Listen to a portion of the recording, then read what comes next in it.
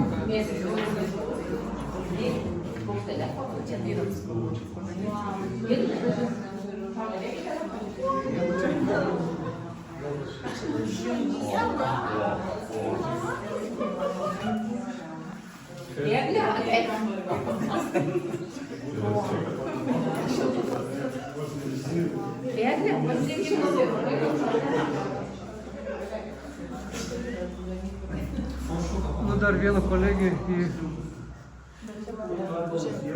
Va čia gali dar irgi tokį dalyką pažiūrėti.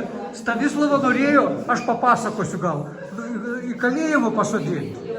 Už pornografijos platinimą. Jo. Ir Stanislavas, kad va, paėmė, opa, paslėpė pornografiją.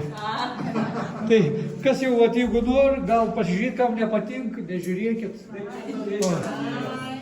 Čia va tokie yra jau savita. Ir taip įsprendė tą pornografijos platinimą.